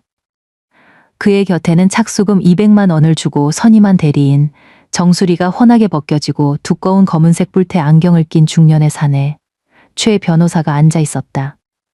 테이블 맞은편에는 한지원이 미동도 없이 앉아 있었다. 아이보리색 카디건을 걸치고 머리를 단정하게 묶어 올린 모습이었다. 그녀 앞에는 잡동사니 하나 없이 오직 종이컵에 담긴 따뜻한 물 한 잔만 놓여 있었다. 박지영 변호사는 한지원 옆에 앉아 서류 가방에서 두툼한 문서 다발을 꺼내 책상 위에 가지런히 올려놓고 있었다. 조정 담당 판사는 50대 중반의 여성으로 돋보 기안경을 쓴 채 눈앞에 기본 기록을 뒤적이고 있었다. 피고 측 판사가 고개를 들어 오성재 쪽을 바라보았다. 원고가 청구한 4억 7,260만 원의 가사 노동보상 및 재산 분할 요구에 대해 피고 측의 답변은 무엇입니까? 최 변호사가 헛기침을 하며 마이크를 자기 쪽으로 바짝 당겼다. 판사님, 원고의 청구 금액은 상식을 완전히 벗어난 수치입니다. 최 변호사는 법정에서 상대를 짓누르던 특유의 거만한 태도로 빠르게 말을 쏟아냈다. 우선 지난 12년 동안 원고는 온전한 전업주부가 아니었습니다. 저희가 확보한 자료에 따르면 원고는 최근 7년간 편의점, 카페 등지에서 간헐적으로 파트타임 근무를 하며 실제 소득을 올렸습니다. 이는 원고가 가정과 가사 노동에 모든 시간과 에너지를 쏟아붓지 않았음을 의미합니다. 최 변호사는 서류 한 장을 넘기며 말을 이었다. 둘째, 가계의 일상적인 지출 자금은 절대적으로 대기업 과장인 피고 오성재 씨의 급여로 충당되었습니다. 피고가 이 가정에 안정적인 물질적 기반을 제공한 것입니다. 원고 측이 이른바 기회비용과 가사 노동 환산액을 현금화해 달라고 요구하는 것은 현행 법리상 극히 이례적이고 터무니없는 억지입니다. 당 측은 가정의 재산 형성 과정에서 원고가 기여한 실제 비율이 15%를 넘지 않는다고 봅니다. 오성재는 옆에 앉아 무의식적으로 허리를 꼿꼿하게 폈다. 최 변호사의 달변이 그에게 알량한 자신감을 불어넣어 주었다. 그래, 애초에 그 액수 자체가 말도 안 되는 개소리였지. 내가 밖에서 뼈 빠지게 돈 벌어서 처자식 먹여 살린 건 하늘이 알고 땅이 아는 명백한 사실이잖아. 판사의 펜촉이 종이 위에서 멈칫하더니 원고석을 향했다. 원고 측 대리인 박지영은 상대방 변호사를 쳐다보지도 않았고 앞에 놓인 마이크를 건드리지도 않았다.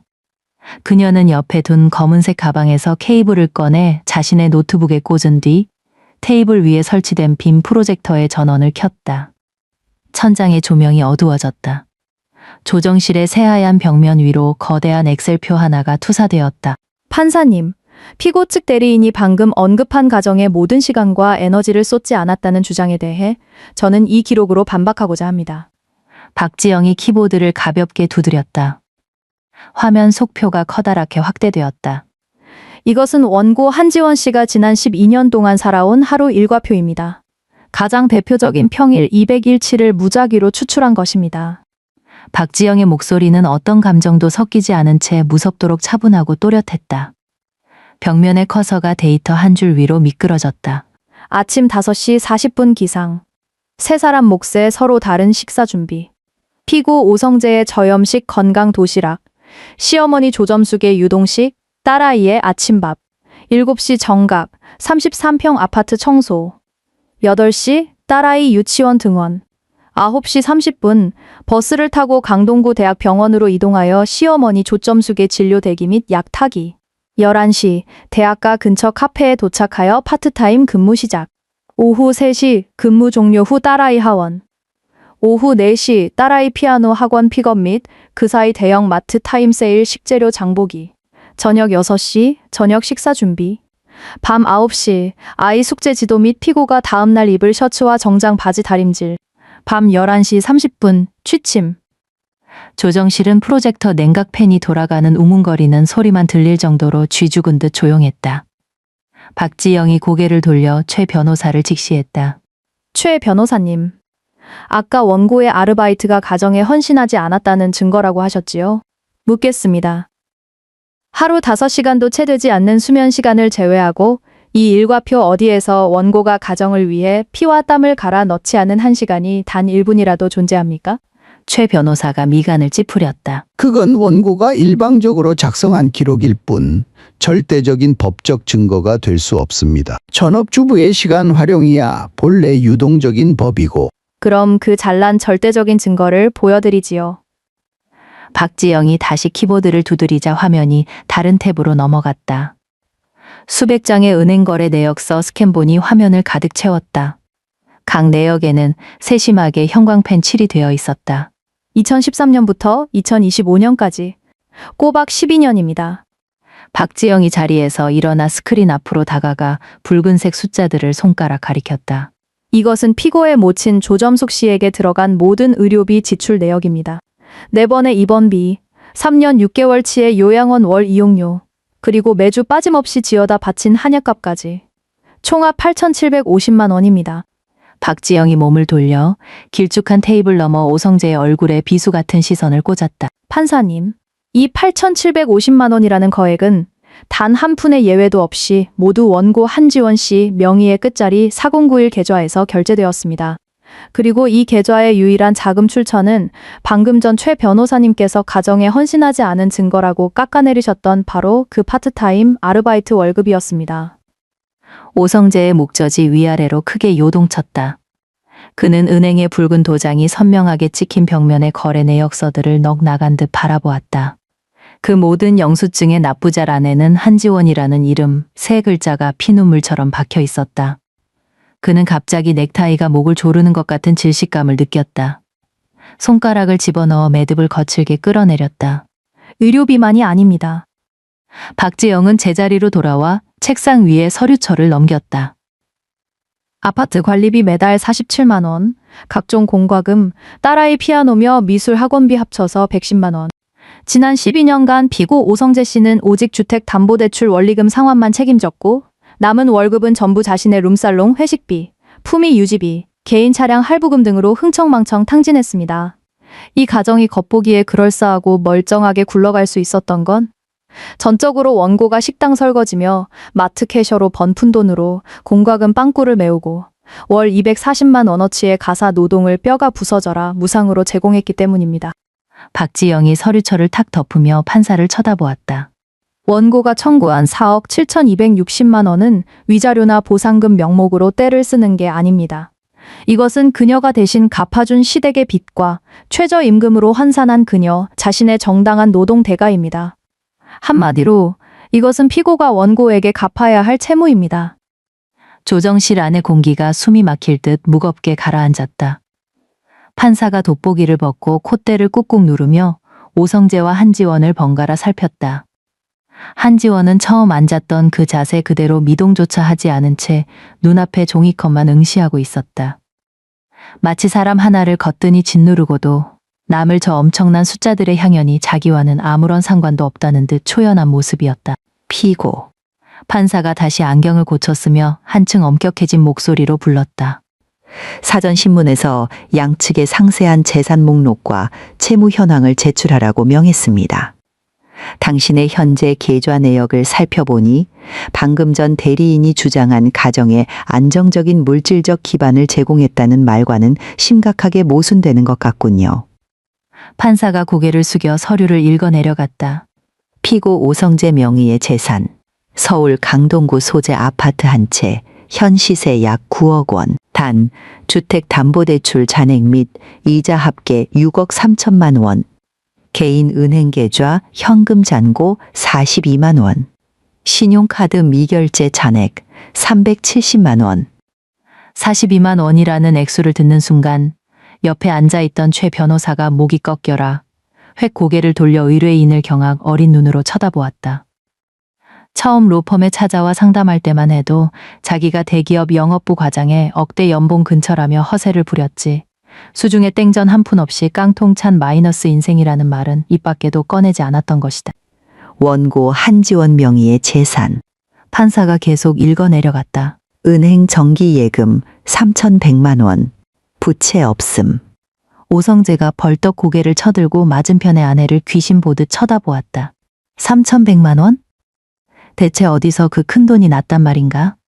지난 12년 동안 시어머니 병원비 대느라, 공과금 메우느라, 애 학원비 내느라 그 알량한 알바비로 아등바등 살아온 주제에 그 와중에 이빨 사이에 고춧가루까지 빼서 모아 3,100만 원이라는 비상금을 악착같이 꼬불쳐 두었다고. 오성재는 한지원의 무표정한 얼굴을 뚫어지게 보았다. 그리고 불현듯 깨달았다. 저 3,100만 원이라는 돈은 그녀가 매일 저녁 마트 마감 할인 매대 앞에서 닭고기 2팩의 가격을 100원 단위까지 비교하며 깎아낸 피 같은 돈이었다. 매일 밤 남들보다 3시간씩 덜 자고 동네 카페에서 허리가 끊어져라 수만 개의 유리컵을 닦아내며 모은 땀방울이었다. 그것은 그녀가 이 지옥 같은 집구석을 탈출하기 위해 치밀하게 준비해온 진짜 엑시트 프로젝트의 든든한 실탄이었다. 그에 비해 번듯한 대기업 사원증을 목에 걸고 매일 밤 룸살롱과 이자카야를 전전하며 내가 다 먹여 살린다고 목에 핏대를 세우던 자신은 저 무거운 콘크리트 덩어리와 산더미 같은 빚더미 외에는 알맹이 하나 없는 빈 껍데기에 불과했다. 양측의 재산 형성 기여도 및 보상 금액에 대한 주장이 좁혀질 여지가 없으므로 이번 조정은 불성립으로 종결합니다. 판사가 테이블 위에 의사봉을 가볍게 두드렸다. 본 사건은 정식 재판으로 회부합니다. 기일은 추후 통보하겠습니다.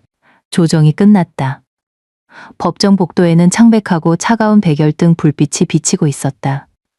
한지원은 조정실을 빠져나와 박 변호사의 뒤를 따라 엘리베이터 쪽으로 향했다. 하이힐 대신 굽이 없는 단화를 신은 그녀의 발걸음은 굳건했고 대리석 바닥 위로 또각 또각 가벼운 마찰음을 남겼다. 지원아.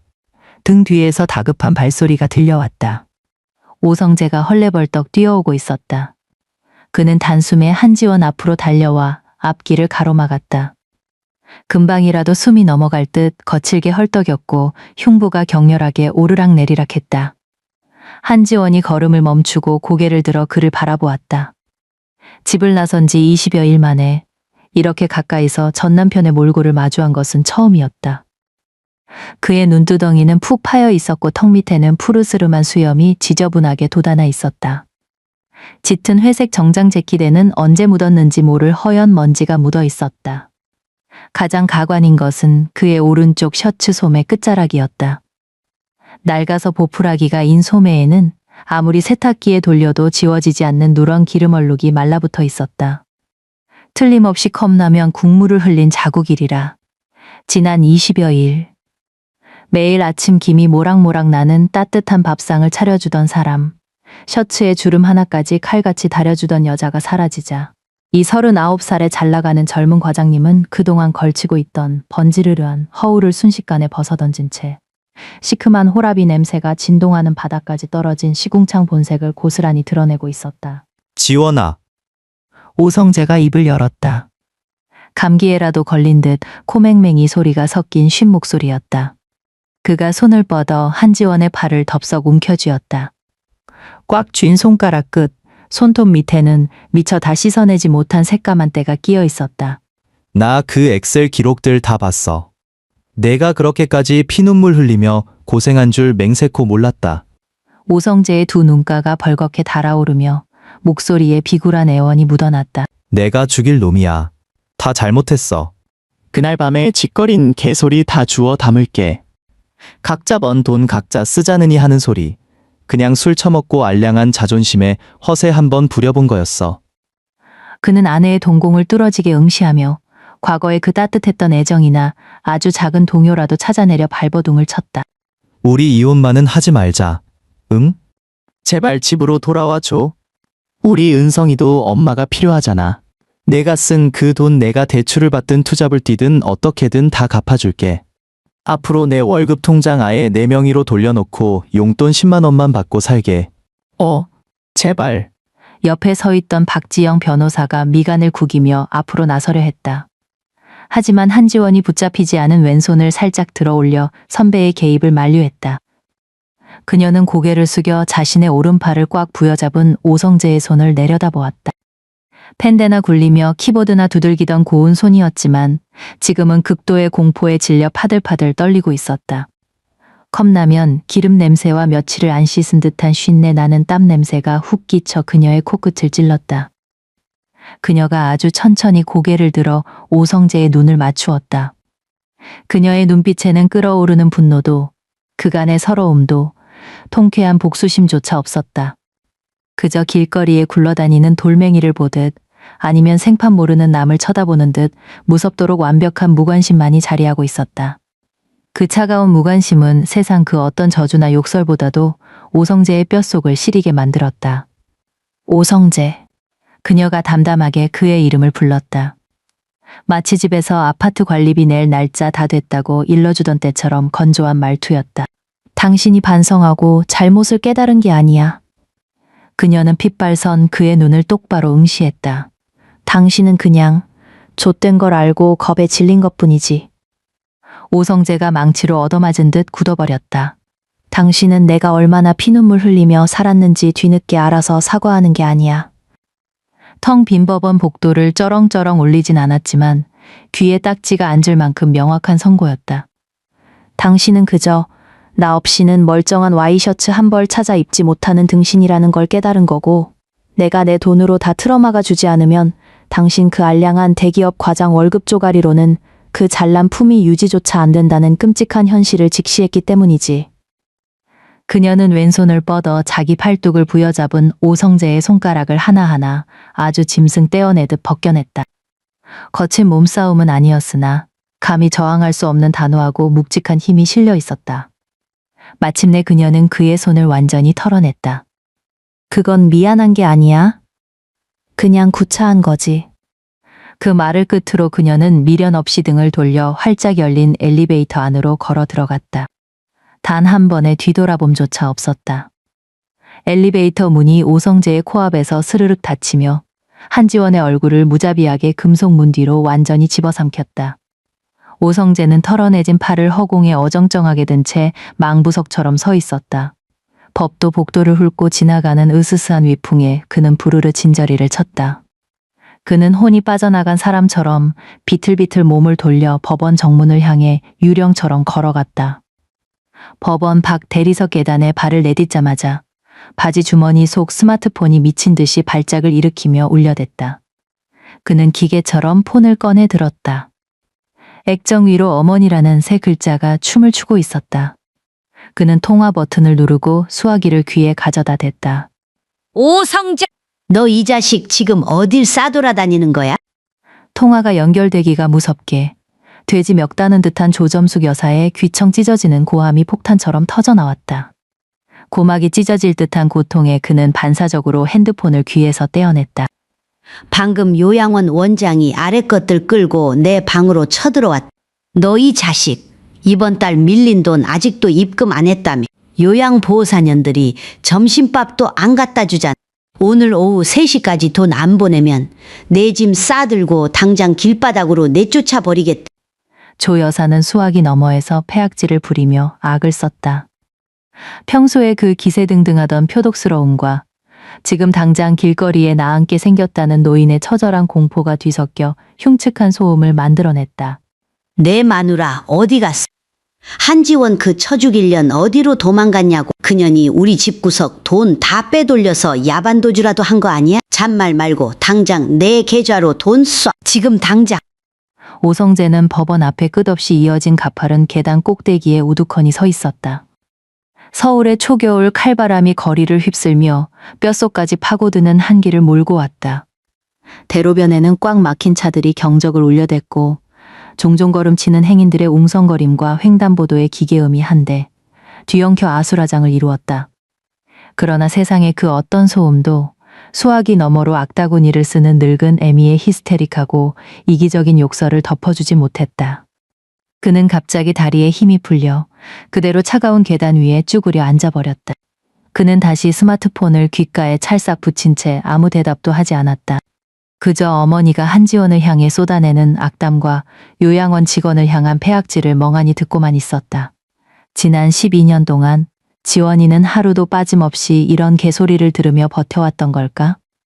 내가 회사에서 동기들 깔아뭉개며 승진 턱을 쏘고 이자카야에서 부하 직원들에게 술잔을 돌리며 잘난 척을 해댈 때 집구석 다림판 앞에서 내 와이셔츠 주름을 펴던 그 여자는 하루 종일 서서 일하며 벌어들인 피 같은 알바비로 스마트폰 뱅킹 앱을 켜서 이 지긋지긋하고 밑 빠진 독 같은 시댁의 빚더미를 말없이 틀어막고 있었던 걸까? 오성재는 계단에 웅크린 채 양팔 사이로 푹 파묻힌 얼굴을 처박았다. 그의 소나기에서 스르르 미끄러진 스마트폰이 딱딱한 화강암 계단 위로 떨어지며 쨍 하는 파열음을 냈다. 액정 화면 위로 길고 흉측한 거미줄 같은 금이 쩍 갈라졌다. 땅에 떨어진 기기 너머로 조점숙 여사의 발악은 여전히 이어지고 있었지만 지지직거리는 잡음에 섞여 마치 코미디 영화의 우스꽝스러운 배경음처럼 아득하게 멀어져 갔다. 5개월 후 서울 가정법원 제3법정 판사가 판결문을 집어들었다. 원고 한지원과 피고 오성재의 이혼 청구 소송에 대하여 본 재판부는 다음과 같이 판결한다. 주문. 첫째, 원고와 피고는 이혼한다. 둘째, 서울 강동구 소재 아파트의 소유권은 피고 오성재에게 귀속되며 해당 부동산에 설정된 주택담보대출 원리금 6억 3천만 원은 피고가 단독으로 상환할 책임을 진다. 셋째, 원고가 청구한 가사노동 기여도 및 재산 분할 청구에 관하여 혼인 기간 중 원고가 가계 유지에 기여한 바를 인정하여 피고 오성재는 판결 확정일로부터 30일 이내에 원고 한지원에게 재산 분할 및 위자료 명목으로 총 4,200만 원을 지급하라. 넷째, 사건 본인 오은성의 친권 및 양육권은 원고 한지원으로 지정하며 피고는 매월 지정된 양육비를. 법정 안에 판사의 건조한 낭독 소리가 메아리 쳤다. 원고석에 앉아있던 박지영 변호사가 땅이 꺼져라 깊은 한숨을 토해냈다. 그녀는 안경을 벗어 미간을 꾹꾹 누르며 옆자리의 한지원에게 귓속말로 속삭였다. 망할. 재판부가 끝내 기회비용은 인정 안 해줬어. 고작 4,200만 원 내가 청구한 금액의 10분의 1도 안 되는 푼돈이잖아. 지원아, 이 주일 안에 항소하자. 내가 그 빌어먹을 은행 내역서들 뼛속까지 털어서 다시 입증해낼 테니까. 항소심 가면 무조건 액수 더 뜯어낼 수 있어. 한지원은 두 손을 허벅지 위에 다소곳이 포갠 채 꼿꼿이 앉아 있었다. 그녀는 법원 서기가 방금 출력된 판결문 정본을 법원 마크가 찍힌 서류 봉투에 집어넣는 모습을 가만히 지켜보았다. 항소 안 해요, 선배. 한지원의 목소리는 깃털처럼 가벼웠지만 그 안에 담긴 의지는 바위처럼 단단했다. 그녀가 자리에서 일어나 서기 앞으로 다가가 두 손을 뻗어 그 누런 봉투를 건네받았다. 서류 봉투의 거친 질감이 그녀의 지문을 스치고 지나갔다. 그녀는 봉투를 열어 얇디 얇은 판결문 종이를 꺼내 들고는 맨 마지막 장에 콱 박힌 새빨간 직인을 한참 동안 응시했다. 이거면 충분해요. 그 붉은 도장을 바라보던 그녀의 입꼬리가 살짝 말려 올라가며 아주 희미하고 후련한 미소가 번졌다. 애당초 내가 원했던 건 그 인간의 돈 쪼가리가 아니었어요. 그녀는 판결문을 다시 봉투에 고이 집어넣고 박지영을 돌아보며 말했다. 내가 내 피와 살을 갈아 넣어 지킨 12년이 헛되지 않았다는 것. 이제 나는 그 누구에게도 그 어떤 빚진 것 없이 온전한 내 인생을 살 권리가 있다는 걸 증명해주는 바로 이 법적인 서류 한 장이 필요했을 뿐이에요. 11월 셋째 주 화요일. 초겨울의 바람은 이미 살을 앨듯 매서워져 있었다. 서울 마포구 연남동의 구불구불한 골목길 안쪽. 백석이라는 간판을 단 자그마한 인테리어 디자인 사무소 벽에 걸린 시계바늘이 째깍 소리를 내며 오후 6시 정각을 가리켰다. 창가 쪽 자리에 앉아있던 한지원이 마우스를 움직였다. 모니터 화면에는 방금 저장을 마친 세련된 실내 인테리어 도면이 띄워져 있었다. 그녀는 지체 없이 시스템 종료 버튼을 클릭했다. 윙윙거리며 돌아가던 본체 냉각 팬 소리가 사그라들었다. 그녀는 의자 등받이에 걸쳐둔 질 좋은 검은색 코트를 꿰어 입고 도톰한 회색 캐시미어 머플러를 목에 두 바퀴 칭칭 감았다. 책상 위를 깔끔하게 정돈한 뒤 에코백을 챙겨 들었다. 실장님, 저 먼저 퇴근하겠습니다. 최종 도면은 이메일로 발송해 두었습니다. 한지원이 유리 칸막이가 쳐진 대표실을 향해 꾸벅 인사했다. 오냐. 지원 씨 오늘도 수고 많았어. 조심히 들어가고 내일 보자고. 방 안에서 중년 소장의 사람 좋은 목소리가 들려왔다. 누구 눈치를 볼 필요도 없는 칼퇴근. 억지로 끌려가 술 상무 노릇을 해야 하는 저녁 회식도 없었다. 세후 실수령액 280만 원. 결코 큰 액수라 할 수는 없었지만 그 돈은 단 1원의 오차도 없이 온전히 그녀의 통장에 꽂히며 100% 그녀 자신의 의지대로 쓸 수 있는 눈물겹도록 소중한 돈이었다. 사무실 유리문을 열고 나서자 살을 내는 찬바람이 훅 끼쳐왔다. 한지원은 코트 깃을 세워 목을 움츠리고는 지하철역을 향해 쟁걸음을 쳤다. 20분 후 그녀는 홍대 앞에 한 초등학교 교문 앞에 도착했다. 엄마. 핑크색 책가방을 맨 은성이가 교문을 박차고 튀어나와 마치 작은 대포알처럼 한지원의 품으로 푹 안겨들었다. 우리 강아지, 오늘 학교에서 재밌게 놀았어? 한지원은 쪼그려 앉아 딸아이의 흘러내린 책가방 끈을 야무지게 끌어올려 주었다. 응, 완전 재밌었어. 오늘 미술 시간에 우리 지금 사는 집 그렸는데 선생님이 나 참 잘했어요. 도장 꽝 찍어줬다. 은성이가 자랑하듯 주머니에서 네모반듯하게 접힌 도화지 한 장을 꺼내 내밀었다. 고작 방 하나의 거실 겸 주방이 딸린 허름하고 낡은 연남동 다세대 주택이었지만 도화지 속에 그려진 집의 창문은 세상에서 가장 눈부시고 따뜻한 노란색 크레파스로 칠해져 있었다. 어머, 우리 딸 그림 천재인가 보네. 너무 예쁘다. 한지원이 딸의 머리를 다정하게 쓰다듬었다. 가자, 오늘 너무 춥지? 엄마가 따뜻한 거 사줄게. 모녀는 손을 꼭 맞잡은 채 골목 어귀에서 김이 모락모락 나는 포장마차 앞으로 다가갔다. 커다란 스테인리스 냄비 안에서는 뽀얀 국물이 바글바글 끓고 있었고 그 안에서 퉁퉁 부른 꽃이 어묵들이 파도치며 침샘을 자극하는 진한 국물 냄새를 풍기고 있었다. 이모, 어묵 2꼬치만 주세요. 한지원이 지갑에서 2,000원을 꺼내 건넸다. 은성이가 발돋움을 하고 서서 막 국물에서 건져낸 뜨거운 어묵을 덥석 받아들었다. 입안 가득 우겨 넣었다가 뜨거워서 호호 입김을 불어대는 꼴이 귀여웠다. 포장마차 아주머니가 껄껄 웃으며 떡볶이 국물이 묻은 종이컵을 하나 내밀었다. 옛다 꼬마야, 여기다 찍어 먹어. 은성이는 거침없이 어묵을 새빨간 떡볶이 국물에 푹 찍었다. 한지원은 종이컵에 담긴 뜨끈한 어묵 국물을 후후 불어가며 다람쥐처럼 볼이 미어터지게 먹어대는 딸아이를 흐뭇하게 바라보았다. 은성이의 입가에는 새빨간 고추장 양념이 수염처럼 묻어 있었다. 고개를 돌려 엄마를 향해 씩 웃어 보이자 얼마 전 앞니가 빠져 허전해진 잇몸이 훤히 드러났다. 바람이 숭숭 새는 그 웃음은 세상 그 어떤 보석보다도 찬란하게 빛났다. 포장마차의 누런 백열등 불빛이 아이의 얼굴 위로 부서져 내렸고 매서운 초겨울의 밤거리와 냄비에서 피어오르는 하얀 수증기가 완벽한 배경을 만들어주고 있었다. 한지원이 주머니에서 스마트폰을 꺼내 카메라 앱을 켜고 그 장면을 렌즈 안에 담았다. 찰칵. 가장 완벽한 순간이 화면 속에 영원히 박제되었다. 그녀는 사진첩에 저장된 이미지를 가만히 들여다보았다. 남에게 과시할 인스타그램에 올리지도 않았고 억지스러운 보정 필터를 입히지도 않았다. 그저 조용히 저장을 누른 뒤 스마트폰을 다시 주머니에 쑤셔 넣었다. 그러고는 종이컵을 들어 모락모락 김이 나는 국물을 한 모금 삼켰다. 뜨겁고 짭조름한 국물이 식도를 타고 내려가며 뼛속까지 파고들던 겨울의 한기를 말끔히 씻어내 주었다. 같은 시각, 강동구 명일동, 시세 9억 원짜리 그 잘난 33평 아파트. 오성재가 낡은 도어록 비밀번호를 누르고 현관문을 열었다. 문 너머에는 그를 반겨주는 어떠한 기척도 없었다. 그는 불도 켜지 않은 채 센서 등의 희미한 불빛에 의지해 구두를 발로 대충 벗어 던졌다. 현관 신발장 위에는 뜯지도 않은 우편물과 독촉장들이 쓰레기 더미처럼 쌓여 있었다. 그 맨 꼭대기에 놓인 빨간색 딱지. 아파트 관리 사무소에서 보낸 최고장이었다. 굵은 명조체로 이렇게 적혀 있었다. 3개월분 관리비 미납. 이달 말일까지 미납 시 단수 및 단전 조치 예정. 그는 귀찮다는 듯 그 빨간 딱지를 손등으로 툭 쳐내고는 어두컴컴한 거실로 터덜터덜 걸어 들어갔다.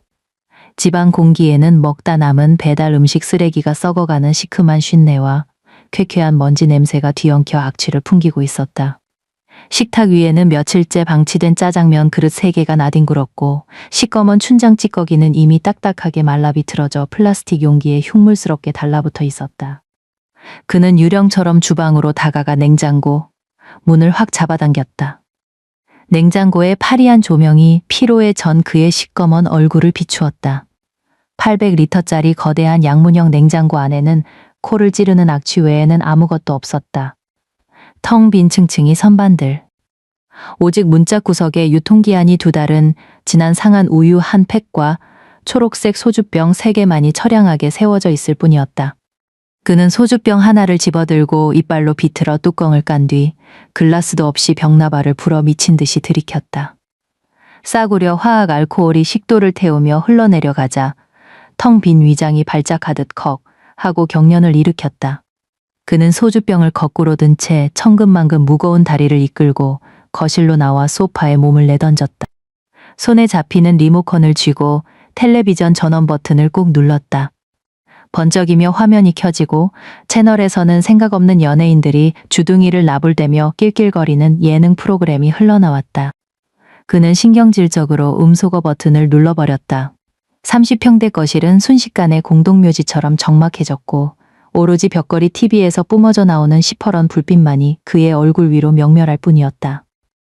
오성재는 소파에 몸을 파묻은 채 차가운 깡소주를 목구멍으로 들이부었다. TV 불빛에 드러난 39살의 몰골. 깊게 파인 눈두덩, 며칠을 안 깎아 지저분한 수염, 잿빛으로 죽어버린 피부. 그가 그토록 떵떵거리며 자랑스러워했던 제 영혼과 빚을 다 갈아 넣어 장만한 이 거대한 콘크리트 감옥 속에서 그는 흡사 수분이 쫙 빠져 말라 비틀어진 50대 중반의 실패자처럼 보였다. 초점 잃은 그의 동공이 TV 화면을 멍하니 지나쳐 그 옆에 아일랜드 주방을 향했다. 아주 오래전 그 어느 날엔가 저 주방에서는 매일 새벽 5시 40분이면 한치의 오차도 없이 따스한 노란색 센서 등이 켜지곤 했다. 경쾌하고 일정한 도마 소리가 아침을 깨웠고 프라이팬 위에서 매콤달콤한 고추장 양념이 볶아지는 냄새가 온 집안을 가득 채우곤 했었다. 지금의 주방은 칠흑 같은 어둠 속에 완전히 파묻혀 그저 그의 오만한 과거 조롱하는 거대하고 차가운 비석처럼 우뚝 솟아 있을 뿐이었다. 반면 연남동의 낡은 다세대 주택. 뽀송뽀송하게 샤워를 마친 한지원은 면 냄새가 향긋한 깨끗한 잠옷을 입고 침대 가장자리에 걸터 앉았다. 옆자리 범퍼 침대에는 은성이가 이불을 걷어찬 채 대자로 뻗어 새근새근 꿀잠에 빠져 있었다. 한지원이 머리맡에 스마트폰을 집어들었다. 그녀는 메모장 앱을 터치했다. 지난 12년 동안 시어머니의 똥 닦은 기저귀 값까지 10원 단위로 악착같이 기록해두었던 그 피와 한이 서린 엑셀 파일 엑시트 프로젝트는 법원에서 판결문을 받아 들고 나온 그날 가차없이 영구 삭제해버린 지 오래였다. 그녀는 우측 상단의 새 메모 쓰기 버튼을 눌렀다. 군더더기 하나 없이 새하얀 백지 화면이 떠올랐다. 커서가 맨 위에서 경쾌하게 깜빡거렸다. 한지원은 엄지손가락으로 키보드를 톡톡 두드렸다. 제목. 첫째 날. 본문. 오후 6시 10분. 연남동 사거리 포장마차. 은성이 어묵 2꼬치 사 먹임. 지출 2,000원. 결제자 한지원. 그녀는 직접 타이핑한 이 짧디짧은 2줄의 텍스트를 응시했다. 복잡하게 얽힌 자동 합계 수식도 없었고 죽어라 부어도 메워지지 않던 미 빠진 시댁의 빚더미도 그녀가 숨 막히게 감당해야 할 며느리로서의 족쇄도 없었다. 오롯이 한지원. 그녀 자신의 이름으로 살아가는 인생 장부에 기록된 티 없이 맑고 깨끗한 생의 첫 지출 내역이었다. 그녀는 저장 버튼을 꾹 누르고 폰을 내려놓았다. 침대맡에 무드등을 끄고 편안하게 두 눈을 감았다. 내일 아침 알람이 울리기 전까지 그녀에게는 단 한 번도 깨지 않고 푹 잘 수 있는 완벽한 8시간의 수면이 허락되어 있었다. 끝.